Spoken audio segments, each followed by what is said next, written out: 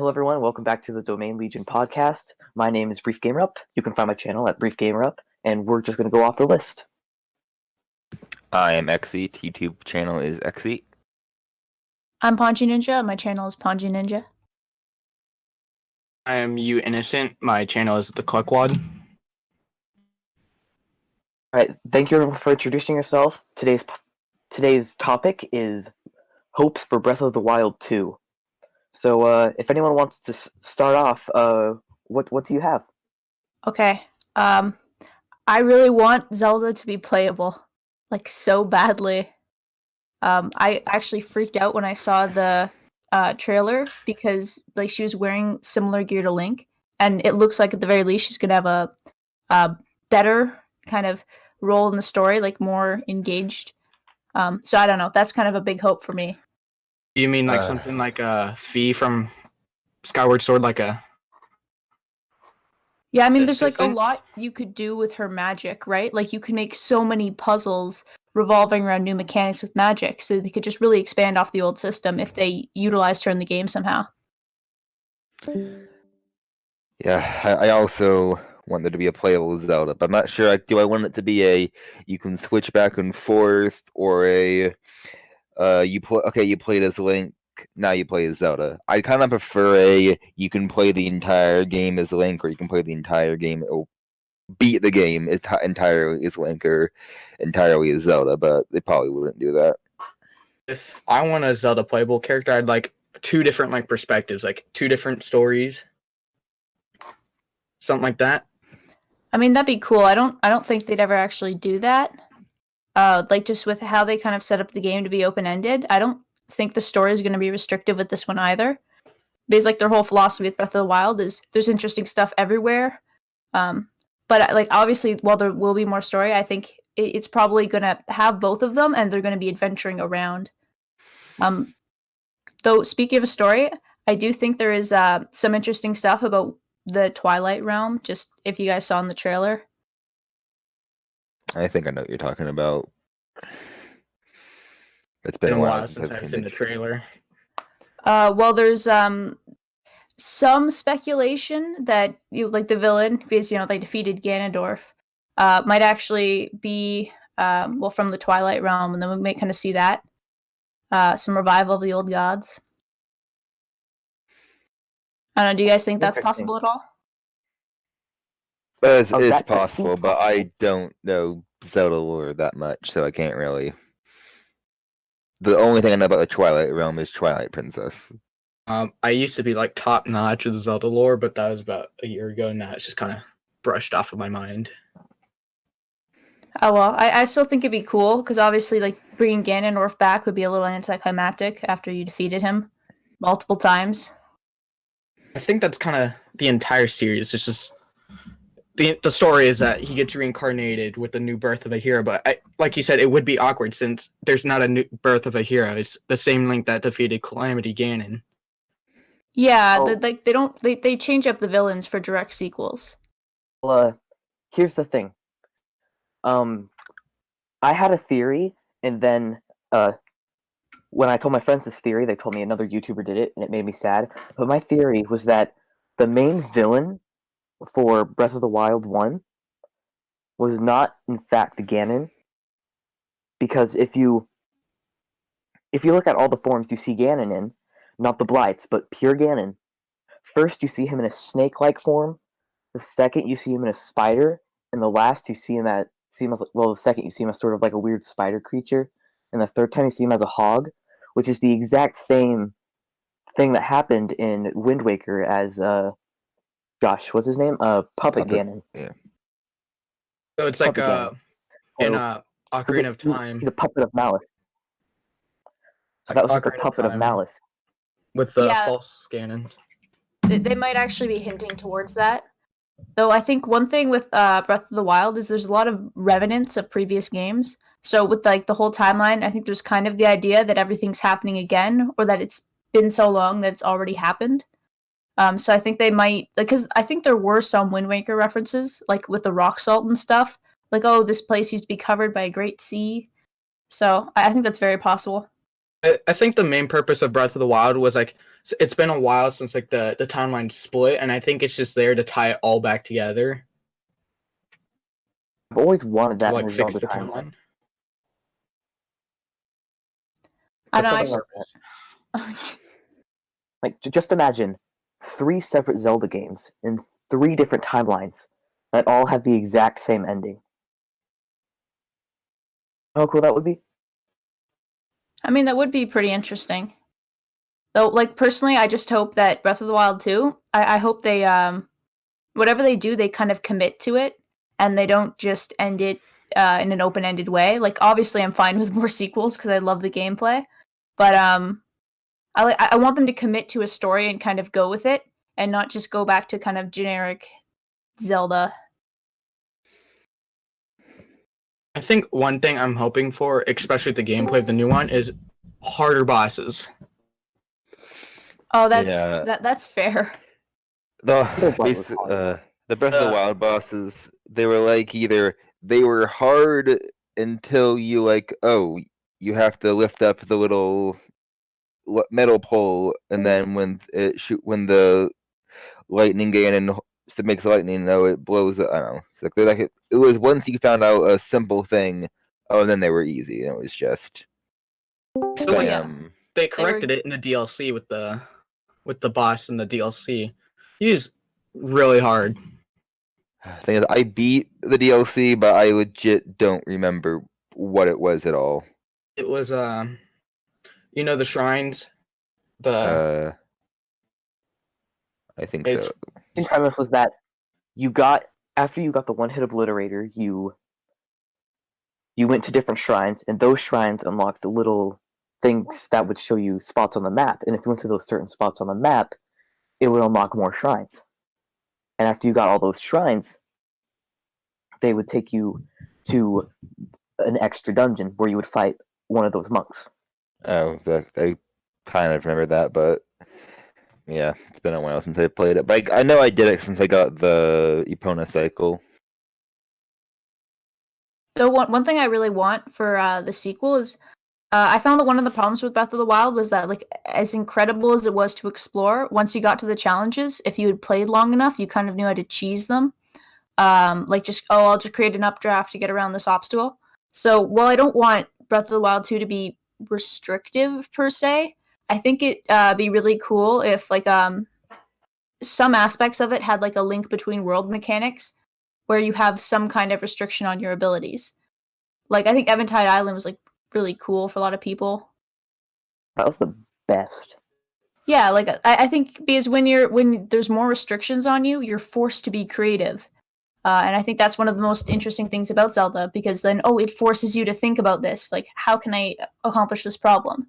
I mean, that's always been a strength of the series. yeah, the restrictions. I've normally gotten to a point where I'm just like, I don't want to deal with this right now, so I just use the updraft to get into places where I'm not supposed to be, so I can skip around it. Like at Ganon's castle with the pillars, I just don't want to go through the castle, so I climb up on the pillars, which you're not supposed to do, so I can get to the top.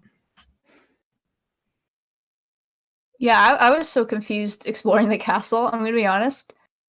I didn't like it as much as some other people. But, like, I think it would just be cool to see, I guess, the underside of it, because it looked like there was a castle-like structures in the trailer. That kind of, I got that vibe. Like, maybe there's some kind of underground castle basement that's magic or something. That was kind of there in Breath of the Wild 1, where if you moved the bookcases in the castle library, there would be underground bunkers. Yeah, and then the Hylian shield. That was I felt so proud of myself because I just stumbled across it. I don't know. It's nice that they have those moments, so I hope they end up doing more of that. Because, like, there's so many more references to make. Though, like even with like Majora's Mask, right? They had the time restriction, which was kind of Ocarina of Time compared to the previous games was, as quote unquote open world as you could really get at that time. Like, they had the overworld and stuff, and they tried to be let you be a little more creative with the solutions. So I think the sequels generally where they put more restrictive gameplay mechanics. So I think, like, we might get some kind of time requirement like we did Majora's Mask, or some kind of additional restriction on our abilities. I like that, but I still don't see it doing. I don't see them doing that because I don't think they want to make Majora's Mask 2. They want to make like Breath of the Wild. There might be something restrictions, but I don't think they're going to do Ganon's going to destroy the world in 3 days, so you have to save everything. I don't think they're going to do anything like that. I like the idea, but I just don't see it happening. Oh, that's true. That's fair. So one of the things I want is, I know this is kind of a probably unpopular opinion, but I kind of like I don't really like the whatever beasts, I can't remember what they are, even because I prefer dungeons and getting an item that then helps me move around. Divine beasts. I prefer dungeons where you go around with your current stuff, defeat a boss, get item that then lets you explore it more. I prefer that much more over the open world aspect. I feel like they could do something like, if you go to a dungeon, you'll get an item that will help you in a way, but you're not required to get it. Well, that's kind of what they did with the Champion's Blessings, right? Like Rivali's Gale was a little bit game breaking, but it was very helpful. I don't really think like those were not meant to be like used like in order to progress in the game, because you can beat the game as soon as you like get the first 4 shrines in order to get the. Yeah, the that was glider. kind of the point. But so like, one of them is besides Rivali's Gale, like it was just it was a lightning attack, an extra life, Handicap. Then what was the third? There's the Daruk's protection. Okay. Yeah. And then a powerful shield. So it's like those, like one of them is the lightning one was the only one that was even like remotely item like, and even then it was just, even that could be considered a handicap. Yeah, but that doesn't really go with the core philosophy of the game of like being able to do anything, right? I think they're trying to preserve that. It's like a trade-off you have to make. I'm saying I'm not sure like what, but I feel like there could be something that's like you get an item that's like theoretic. Let's like each dungeon will give you a weapon that's good and doesn't break. So it's something like that where you aren't required to get it, but it kind of motivates you to get it. I feel like not including that is another way of motivation, because the point of the game was for open world. So I think not giving them that ability allows them to explore the game more, to find out more secrets. So it gives them a chance to like not just rush through the story just to beat the boss, but to more like explore the game and see how everything works. Yeah. I thought I was saying it's kind of more an unpopular opinion, but I think the album actually helped motivate me too. Like once I discovered that you were supposed to take photos of things, like the compendium, I'm like, oh my gosh, yes, now I need to photograph every single object ever. I didn't get very far, but it was still, that was motivating. The one thing I will admit is over time, like the dungeons, the rewards felt kind of sad. Like especially if it was like a really weak weapon or something. Yeah, I think one thing that's most motivating for me was the Korok seeds, to being able to upgrade my inventory. That was the most rewarding thing, because some of those are like in view, but some of them can be really hidden, and there's a lot of them too. Isn't that over 100 or something? There's over 900. Oh yeah, it's over 100 shrines. 120 shrines, 999 Korok seeds. Yeah, I don't know which number of Korok seeds I stopped at, but I stopped at like 300. It's good though. It's nice that there's like, or you search anywhere, there's always just something, right? So you always feel like you're making progress in some way. I feel like that's the best way to approach an open world, because normally when I play Breath of the Wild, I have over 100 hours on it, but like I feel like I did nothing because the story was really short. Like in hindsight, the dungeons were really short and easy, but when I played Ocarina of Time, there's so many things, so many dungeons, and like I was stuck to a linear path. So even though the game was like shorter to beat, it felt like I had more stuff to do. So I feel like that's the best approach for an open world. Yeah, I think for Breath of the Wild, you kind of have to be in the mood for it. Like the first time I got it, I played it, and I got kind of bored. But then like I came back to it a month later when I was more chill, and then I just started exploring, and it like blew my mind. It was so cool. I was seeing all these insane places. Like there's a couple hidden shrines I came across, and then I had to figure out the puzzles for them. Just there's a shrine. It's directly opposite like where the Gerudos live, and it's kind of snowy there. And then there's all the snowballs, and you have to like wait for a certain time of day. And it felt really cool that I actually managed to make it work. So I feel like there's Breath of the Wild allows for a lot of organic moments, and I'd really want to see that in the sequel because very few open world games can even get close to that because a lot of them just have waypoints. So you know that you're supposed to go there and you're supposed to do this, and that everyone else who plays it also did that because the game told you to. The shrine things, I wish they're like not more, but like a little bit more lengthy, like the ice dungeon in Ocarina of Time. You know, like it wasn't really a main dungeon, but it was just separately, but it was still kind of lengthy and took some brain power to solve. Yeah, it would be nice too if the dungeons kind of gave you some kind of like you got more distinguished when you did them. Like or even if like you just got like a cool part of armor, like it'd be cool if they gave you like different parts of armor so there could be a little bit more customization. Because I think clothing is a fun reward, especially with the stats benefits, and how much they can be helpful early game. So I think that's a good incentive. And it'd be nice if they could kind of expand that. That's kind of similar to what I was saying. Like, give me like something like besides pain, power. Give me like something that kind of like motivates me to. Yeah. Because if it didn't make the Ganon fight easier, I probably wouldn't do some of the Divine Beasts. But since it's kind of like story wise, I have a hard time kind of explaining what I'm thinking. I first got the game, I was like, not gonna lie, I was kind of scared by Ganon because I was like thinking, oh, he's so scary. So that also gives me a sense of motivation to go explore and like get as prepared as possible. Now, in the end, he wasn't that hard, but I was just kind of like scared of him because he looked different from all the other games. Yeah. That was my least favorite part about Breath of the Wild is that they built Ganon up to be this really hard boss. Yeah. But you can just go in there after probably doing only one Divine Beast, and you'd be set. He was fine. Of course, you had to fight every single boss besides the Divine Beast you did, but still, it was very easy. Yeah, well, I think because they were trying to make it as accessible to everyone, because they kind of wanted to make Breath of the Wild like a game for everyone. Like because the Switch, they wanted to appeal to kids, but they also wanted to appease older fans. So I think in that sense, there was a bit of a letdown. But I think you could kind of see in the dungeons, like some of them were freebies, but like, or not dungeons, but shrines. But some of them were genuinely kind of thought-provoking and kind of cool. So I think Breath of the Wild 2, they said it's going to be darker. So I just hope they kind of take that mentality to making the dungeons or shrines more challenging.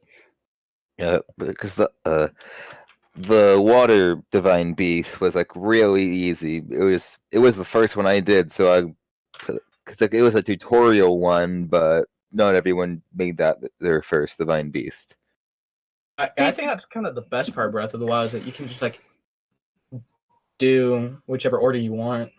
Well, I'm not saying that it's a problem. I'm just saying the water one was like stupid easy. It was just I didn't mind it at the time because that was my first one. I was learning that you have to pause it and you have to move something.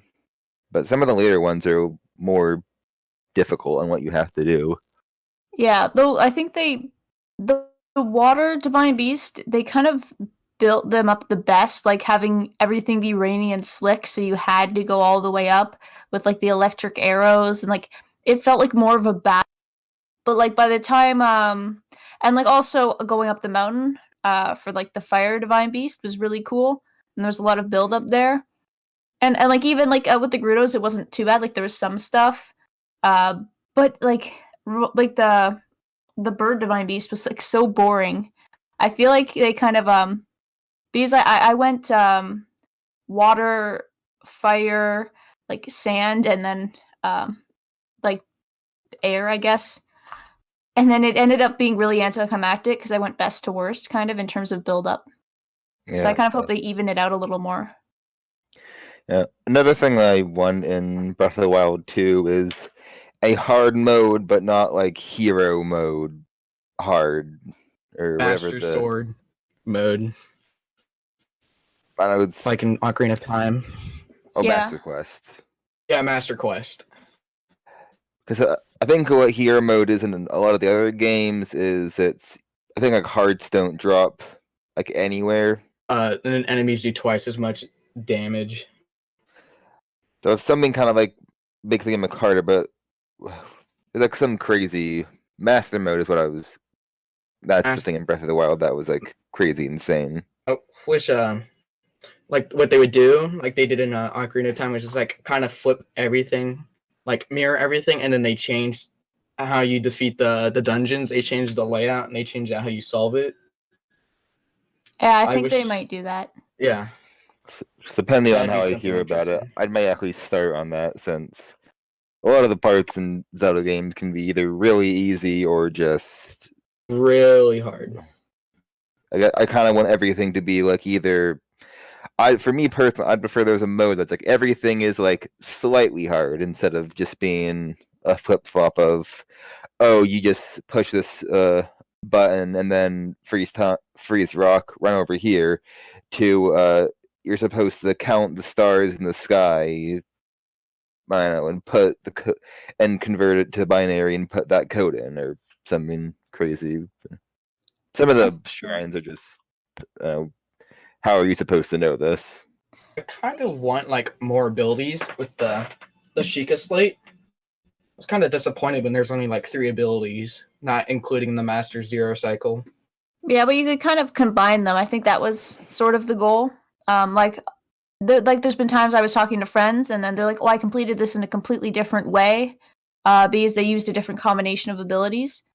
So I think, like, as much as I'd want more abilities, and I'd hopefully think that they'd come in the form of like Zelda's powers, I think it's good that they limited the amount, because when you have too many options, some of them inevitably end up being way better by like a massive amount.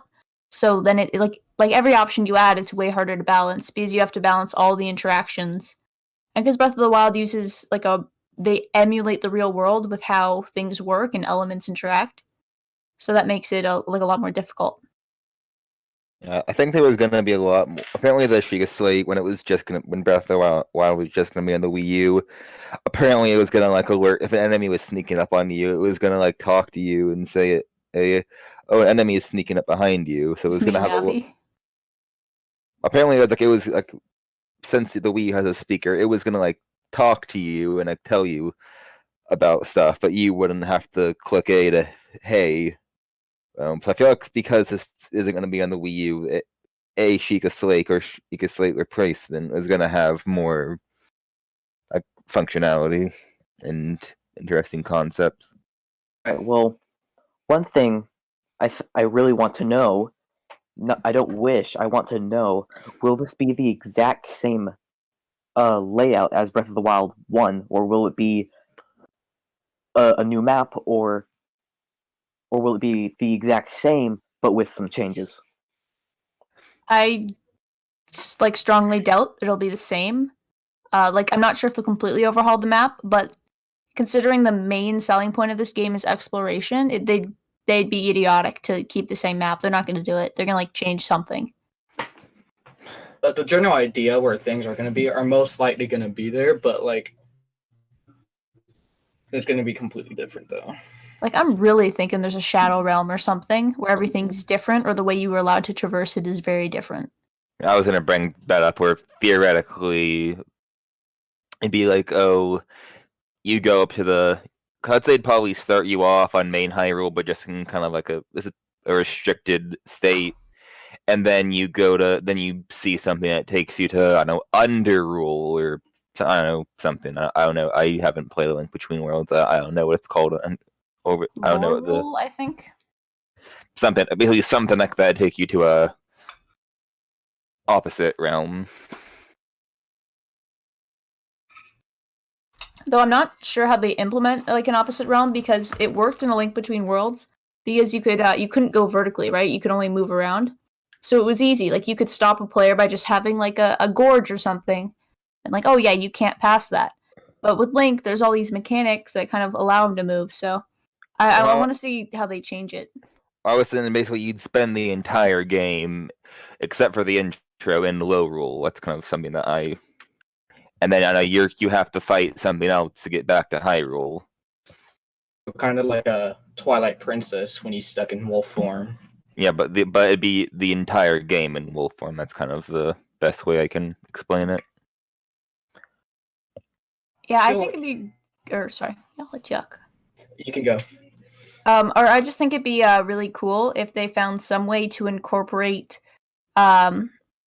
different villains from past games, and then like maybe they were going into different types of realms, like a variety of them, to fight the evil within them. Like, so then they could change it up a lot, like have multiple maps that are a bit smaller. Ooh, that sounds. Because we have to kind of think about like what we want versus what Nintendo will actually do. No, true, that's valid.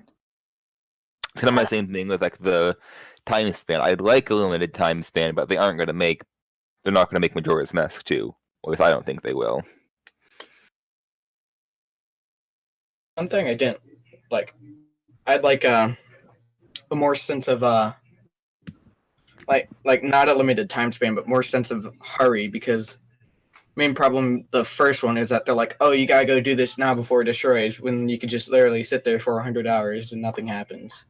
Yeah, I saw on the I think Nintendo or Switch Reddit around the time Breath of the Wild came out, someone said like the thing is like, how long did it take Link to save Zelda if the game time was like 120 hours? And someone said like, oh, 1 day in game is 1 hour, so I know it took him like a third of a year to save Zelda. Well, I actually think they're kind of going to remedy that by having Zelda travel with you, like or have some mechanic where you're close and there's some sense of urgency, or at the very least, it would be very like because she's there or because you're so closely tied to the story, you'll feel more pressure to actually complete the story than to just go off and find Koroks and stuff. I think there's going to be a lot. I think adventure and exploration is going to be de-emphasized compared to like general plot. Yeah, I think it'd be cool if Zelda was there, but I don't want the entire game to be an escort mission. I don't know. That's why I think they'd make you use her powers, so it would be beneficial. Oh, well, we don't want Zelda turning into another Navi. I think she could be a really cool character. Like, I remember in Ocarina of Time when I realized that she was the ninja, and it was like mind blown. Like, she's like, think about it. She's literally like in previous games, she's become a magic ninja, right? Like, she has a lot of character potential, and like she could definitely do a lot. So I think they might explore that a little bit. Speaking of Sheik, I actually want to see more of Sheik. Like, I just don't want to see Sheik as a way for Zelda to escape. I actually want more of her. Definitely. In games. Because like, I felt like that was such a waste of potential. I mean, it wasn't really a waste in Ocarina of Time. It was just like she was there really to show you what to do, but like it'd be kind of nice to actually like see her do stuff. Yeah, her old ninja ways. Yeah, I don't think they're gonna go for the same feel. Like, I think they had an idea for what they wanted Breath of the Wild to be. They want it to be like the first Zelda, where everything's open, you're exploring, you make your own adventure. But I think they know that if they just give the same thing to other people, it's not going to have the same effect, and it's going to feel hollow. So I really think they are going to try and push more characters into it. I think they probably are going to change up the villain, and I think it's going to have something to do with the Twilight Realm, which I'm really hoping for. I also want to see another assistant or like apprentice of Ganon, like in Skyward Sword. There's Garakim, and Twilight Princess there is Zant. I want to see more minions, basically. Yeah, that'd be cool. It'd also be sweet if like another Gerudo man was born or something, and that was like a new villain. Because like they're born every like 300 years or something like that. Every 300 years and somehow all named Ganon. Yeah, but like I don't know, maybe there could be like a new thing. And I then don't really think they're Gerudo born. I think that they just are the only male Gerudo male that are allowed into the all-female village. So I just think that they appear out of somewhere. So, but here's an idea. I have it similar to some of the things that you were saying. So basically, they'd give you a thing where go do whatever, go get the 4 divine beasts to go get some shrines, and then go fight Ganon. But when you fight Ganon, you beat him. But then like another more powerful creature who's not a Ganon shows up. I know, shoots a laser at Ganon, he dies, and then sends Link somewhere else. Yeah. well, I think like or with the Twilight, like in the trailer we saw like with the Twilight, it was kind of reviving Ganon, right, bringing him back to life. So I think it'd be cool if we thought that Ganon was the big bad guy. Like I know this is actually kind of related. Like Kid Icarus Uprising, they did the thing where it's like, oh yeah, Hades or sorry, Medusa's the terrible bad person. Then you go in the final battle, and then oh no, she's been controlled the whole time by Hades, right? Like Ganon's being Never revived. existed. Think about what has the power to revive Ganon. Something way worse. So I think that'd be cool if we had to kind of go through 2 main villains. Because the Kid Icarus Uprising thing kind of really like surprised me, since I was also kind of at the time too young to understand how long a game should be. So I was like, hey, that was a decent game, and then Yeah, it really tricked me. I put off playing it, and then I was like, oh my gosh, mind blown. Tiny mind blown. off topic, but we need Kid Icarus God, why Uprising aren't we too. taking more of that? I think Sakurai just wants to take a break, and he doesn't after Smash Brothers. But that's just a theory, legit, no evidence whatsoever. Yeah. How long would we want Breath of the Wild 2? Would we want it like as short as like story-wise? Story-wise, it's going to be a lot longer. I don't think there's like a question about that. Like, they're definitely going to have to do more with the story. Because that was the biggest complaint. And I don't think you could possibly make a shorter story, to be honest. Yeah, so also, what are your ideas of like actual multiple endings and not just you get a slightly different ending depending on how many memories you have? Like, what do you think about that? I think, well, I know my favorite side quest was Terrytown. So I think if you're in Hyrule at all, if there was some aspect of like rebuilding the world and that in some way played into your ending, that would be really awesome. I'd love that. Yeah. I feel like what should also play into the ending is like optional dungeons and like the bosses that you defeat, like the evil that you don't release from there, and they continue spreading. But yeah, that would actually be pretty interesting. 'Cause I know there's some games like I think Majora Mask might have had some, but I know Ocarina of Time has some. Like there's optional bosses. Like what do they do once you beat the game? Are they just there, or do they just continue going on the rampage? No, definitely. That does actually. I think they might incorporate that. I'm really excited to see what they're gonna make darker. Because a lot of aspects of Breath of the Wild are actually quite somber. Like you see the ruins of like Lon Lon Ranch and stuff. But there's some kind of sad passes, you know, like there's significant evidence that like tens of thousands of people at the very least died horribly. So like I want to see if they kind of embrace that and are a little more on the nose, or if they kind of try and be darker by just being more serious about the story.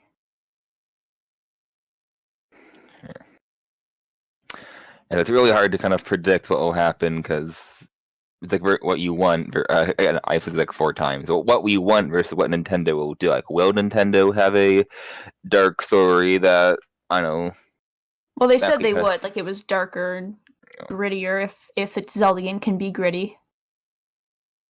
I don't know. Like, that's from interviews with developers, so that is like solid evidence.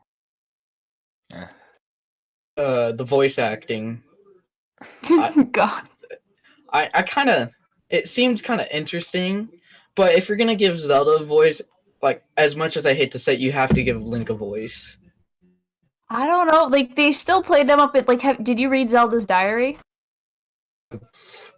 A while. They had an explanation for why he never talked. I forgot what it was though. Yeah, it was that, like, he wanted to, like, he was trying to be stoic, so, like, people stopped questioning him, and he didn't, like, he's, like, a closed-off guy, but she's like, oh, but he talked to me about my feelings, and I'm like, oh, of course he talked, we don't get to see it. Though, like, I think they might, try something, like, as a big surprise, like, but on the other hand, like, I think they've kind of, at this point, dug their heels in to making his identity, like, a silent protagonist. Like, I think if they did give him a voice, it just kind of ruined the game a little bit. Because like when he doesn't have a voice, like a person acting for his voice, I think it allows people to connect with him more, to feel more like they're playing Link than they are impersonating him. Yeah, it's supposed to be easy to impress yourself onto Link. Because like Link obviously like has a voice actor, but an average person or even average Nintendo fan doesn't know who does the ahs, but we do know who does the yes for Mario. Yeah. Yeah. So, Excuse me, princess. no. That actor. Please not that actor. Oh, it'd be funny though. So what Nintendo would do is they would they'd put that in the game, but they just put it in there as like a piracy check. So anyone who pirates the game gets that voice actor. Beautiful. I know. Well, like with how they dealt with Mother and piracy, they might just have like all the enemies be Lionels or something if you pirate the game. All Lionels. I felt like the Lionels were actually harder to beat than Ganon himself. Yeah, they were, especially because I'm extremely bad at parrying. So. But I would just normally just run off and just spam him with the lightning. Yeah, but then they spam you with lightning arrows. Though I'd like more variety of enemies. Like, I think one of the reasons they made most of them very easy is because there's so many creative and fun ways to fight against them that they wanted to kind of let you explore. Like, you can toss over bombs and stuff, and like, if the enemies had a lot more health, you'd have to be a lot more strategic, and you couldn't have as much fun with it. But because they were so low health, you could literally like, kill them by chopping a tree down and having it roll down and kill them. I like the physics of the game. Like normally in most Zelda games, when you try to attack something, it doesn't really work. Like when you try to swing your sword at a cow, nothing happens. But like, I'm not saying it's good that you should too, but like I've experimented and like I've like killed horses, and I'm like see what I could do, zap them with lightning, Kind of and just monster. throw things on them. It's for science. I mean, yeah, you got to test your limits.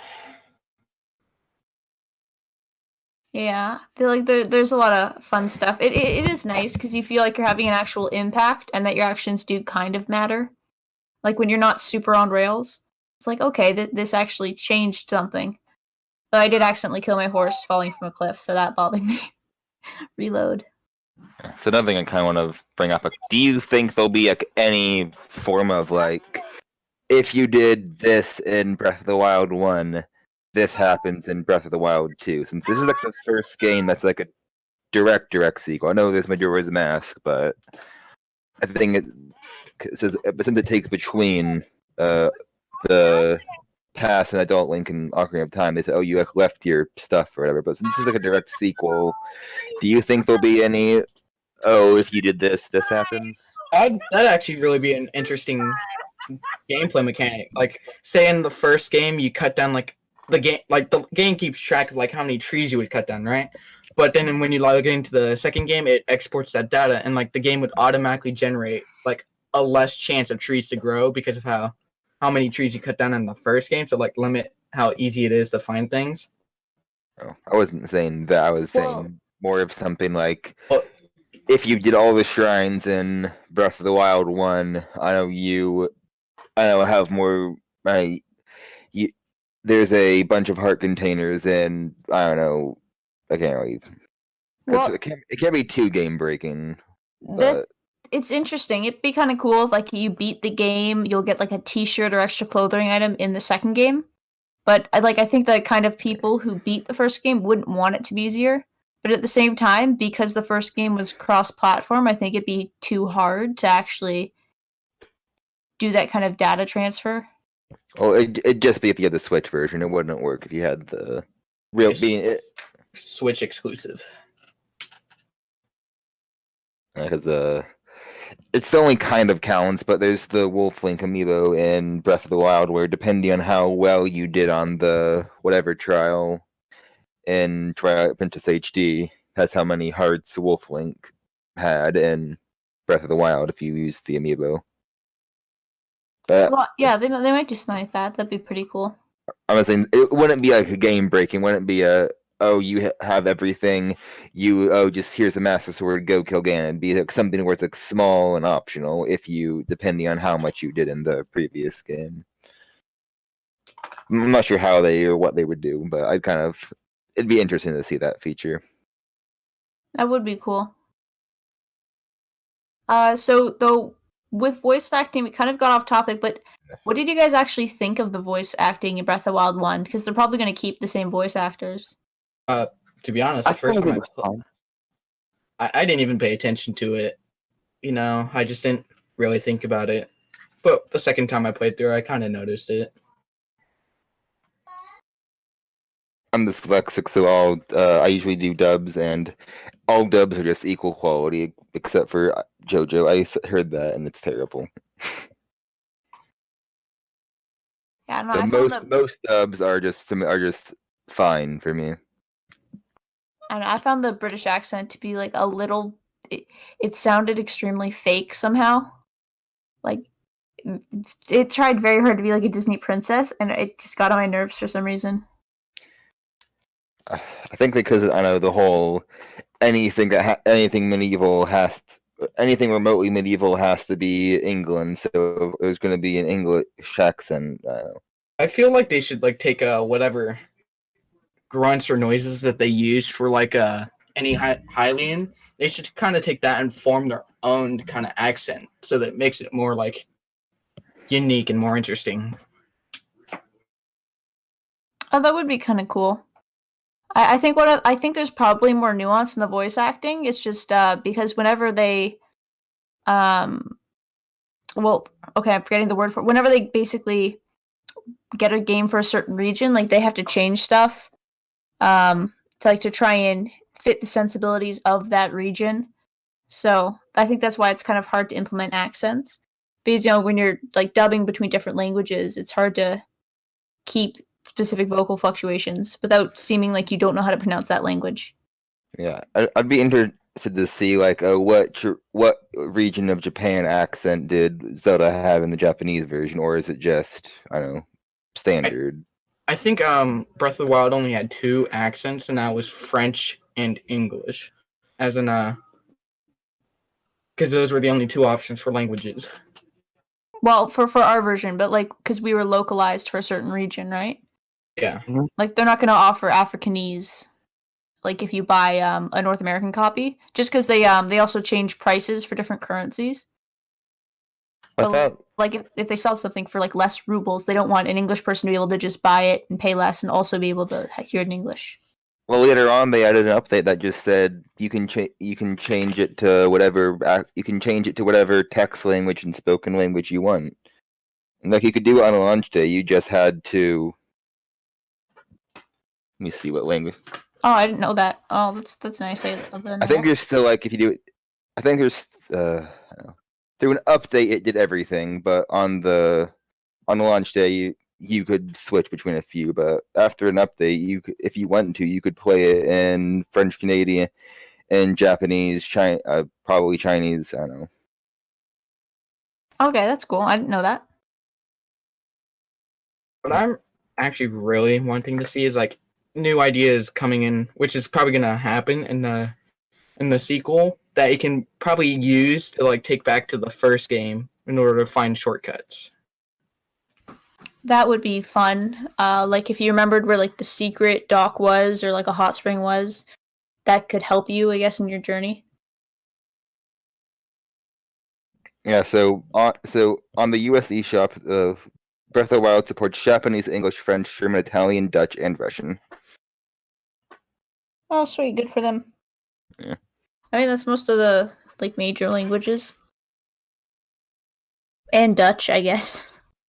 There's probably more subtitled ones, but yeah, we should probably get back onto. I should probably stay on topic. So wait, what are your favorite Zelda games, and like what aspects of those Zelda games made them your favorites, and like do you think they could be implemented in Breath of the Wild too? For me, no, because my favorite one is the original. I guess the Link's Awakening / Link's Awakening DX, but essentially the same game. The Mirrors, I loved it because it was the first one I played, and even though I could barely read, I was still somehow able to get far. But then I had to start using a guide with Mac text-to-speech voices. Yeah, well, that was just like a really weird creative game. I don't know, that was really fun with all the instruments. Like I liked how they incorporated music. I think for Breath of the Wild, music was a bit of a weak point. Like most of the music was just really whimsical. So I hope they kind of up the ante. Well, because they kind of want to have like that peaceful feel, they don't want you to be walking through a forest or walking through the lands and then hearing, I don't know, the great scene. Like Dark Souls music just playing as you're walking through the forest. Yeah, but here's the thing, like it seems like Breath of the Wild 2 is going to be more focused. They said it's going to be more dark. There seems to be more intense story. At some point, hopefully you're exploring with Zelda. So I think there's going to be a lot more opportunities for dramatic music. And but the series has like so many really awesome orchestral songs. And it felt like kind of a waste to like only have very like flute versions of them, I guess. I don't know. Back on the topic of favorite Zelda games, I think I would like the second one because it's quote unquote supposed to be more dark. Because my favorite ones were Twilight Princess and Majora's Mask, mainly because those were the first ones I played, so it's gonna be a little bit biased. But those two were like the best, like in all seriousness, type of Legend of Zelda game. Well, I think Majora's Mask is pretty good. Twilight Princess starts pretty slow, so I hope Breath of the Wild 2, if it's that kind of mood, it's a bit faster. But like with Wind Waker, it is kind of whimsical, cheerful, and like one of the criticisms of Breath of the Wild is that it's too cartoony, it's too cutesy. So I think with Breath of the Wild 2, they might try and change. Like obviously the characters seem to look the same in the trailer, but they might change the art style of the environment somewhat. Like with how Twilight Princess was a darker reaction to Wind Waker, Breath of the Wild 2 might be a darker reaction to the original. My favorite Zelda game, it's a kind of controversial one. I really liked Skyward Sword. Really? It's a really good game despite the controls. Other than that, it's actually. I actually didn't mind the controls. I've played the Wii basically my entire life, so I'm used to the entire motion control thing, and the Skyward Sword story, I really loved it. Well, it's good. Discovering a new land. And they gave Zelda an actual personality, which I loved. And I was glad to see that return in Breath of the Wild. Yeah, I think there's definitely a lot of good elements. It's just, for me, it was... I think the gameplay was a weak part for Skyward Sword relative to other games. Like, there's a lot of puzzles where our main component was waiting and timing. And Zelda really excels at just giving you like intuitive solutions, right? Like I think puzzles are at their best where you're spending your time thinking thinking about what you can do rather than waiting and thinking about what's next. Yeah. So back on the topic of like the music, I'm not sure. Like, do I want music that I'll like definitely know, or just like subconsciously know? Like only except I want like dramatic moments, but I also want that like music that just plays in the background while you're walking through the lands that you just don't even like fully notice. I'm sure they'll have plenty of that, but I just Well, like even at epic moments in the game, I think they were kind of missing out on cool orchestral scores and stuff. I think they'll have like trigger zones, something that triggers the music. They'd probably be working on something like that. Yeah, but even like when you fought the Hinox, it was kind of like jolly music. It wasn't really cool. It was just sort of like fun, I guess. What's the Hinox again? It's like Or- bum Big bum pig. bum. It's the one-eyed giant kind of. Oh. Because I don't know what they're called, but one of my favorite songs in Breath of the Wild is the rock creature music. I don't know what they call. I don't know what they're called. The Totalis. Yeah, I really like that song. Yeah, that's a fun one. The song I like is when you first walk out the Shrine of Resurrection and you see the Yeah, that's a nice one. overnight. Like- That's like a good one. Fills you with hope, kind of. I do like that scene. It just like it was over. Like, it was shown like everywhere in the promotion, so it's kind of like, oh yeah, here's that scene. It's kind of, I don't know. I don't know, it was still pretty exciting. I actually hadn't followed the Breath of the Wild development for very long before I got it, because I love Legend of Zelda, but I wasn't like avidly following the news. So when I actually saw it was a huge thing, and I'm like, oh wow, there's this much I can explore. So I don't know. I think they'll probably have another moment like that in Breath of the Wild 2. Like they'll try and do that, like give you an area to explore. Because they don't want to completely like betray the promise of the first game. But I think the big story is going to be in how they kind of switch that up.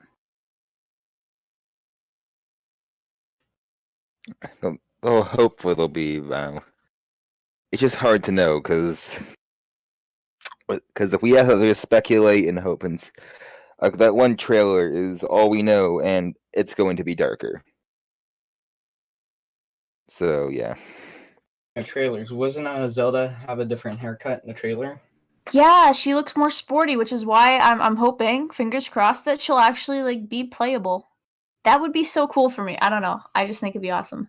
What if Nintendo like just did something completely different and they switched, like you wanted to have Zelda be a playable character? What if they had Link be the one get in trouble? Oh, That'd that have would to Because be I'm pretty sure in the first game I'm pretty sure he was kind of like cocky, Mm-hmm. like in the first game, and he just ends up getting in trouble again, and you have to play as Zelda because her hair is different, and you have to go and save him. That'd have to be called The Legend of Link then, so it's not gonna happen. I Of course. think there's a chance that they could make, like before they were pretty closed off to the idea. But I think they're like a little more open-minded about it. Like I think there's a lot of potential to have a really cool 2-player system where you could have 2 players control them or something. I don't know. Like 4 swords. Yeah, there's a lot of like I don't know. Nintendo does crazy weird stuff. They have cardboard pianos. Okay, I feel like They're the trendsetter. it's not too outrageous to hope that maybe they'll consider doing something like that with Zelda. I like the idea, but I don't really see how a 2-player third-person Zelda game would work. Open world.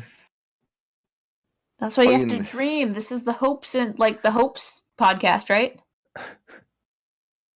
Sure, let's go with that. What if it was like a 2-player thing like Super Mario Galaxy, where one person's actually playing and the other person's just there collecting the star bits? Yeah, like I feel like it could be like that.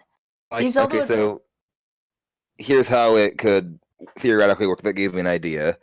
I know something happens to Zelda, but she's sorting some pendant, and then you have to help make her stronger with whatever. But so and you'd use powers, but if you did multiplayer, player 2 could control the powers while player 1 just does Link. Well, before a big thing, before the Calamity, was Zelda desperately trying to learn magic before it happened, and then it did happen because she didn't learn it fast enough, and then she managed to save Link, and then eventually her magic was strong enough to like hold off Ganon until he got there. But I think with the second game, they're checking out ancient ruins and stuff, and if they're fighting something stronger than Ganon, I think a really cool thing might be you go to a dungeon, and the purpose of the dungeon is to teach Zelda a new spell or something. So you have, like you have the original stuff, but then you're also slowly building up auxiliary powers. But then whenever she learns a new skill, what would be really cool is if somehow the world became more dangerous. Because that was, now it's been another week, and whatever villain there is has gotten more powerful. I could see them doing that, but it'd still have to be like based on your progress and not how long you're taking. Since Well, obviously, but like in the game world, like whenever you do another dungeon, it's past. Yeah, I like that. I'd hope it. I don't know if I want it to, if you get a fire power and then villain gets they also get a fire power, or if I want it to just be linear for the boss. Well, not necessarily the boss, but I'm just saying the overworld might get more dangerous. Like, before you see just travelers sometimes just randomly getting attacked by monsters. Well, what if once Zelda finally learns her power and the villain gets stronger, suddenly there's just way more monsters, or there's a mission where they're attacking the village, and then you have to try and save the village or something. Like the Blood Moon? Yeah, but like it would actually, instead Matter. of just having enemies you can kind of run around, they're actually endangering the NPCs you care about. That would be interesting. Well, it's about time to end this. So thank you everyone for sharing your hopes for Breath of the Wild 2. If everyone could go down again and kind of shamelessly plug their channel, that would go ahead. I am Exceed, YouTube channel Exceed. I am the one with the E. I'm Ponji Ninja. I do gaming skits at the channel Ponji Ninja. I am You Innocent. I have a gaming channel, The Clickwad. And I'm Brief Gamer Up, your host for today's podcast. Thank you for joining. You can find me at Brief Gamer Up, where I post whatever the heck I want. This is the end of the Domain Legion podcast. Goodbye, everyone.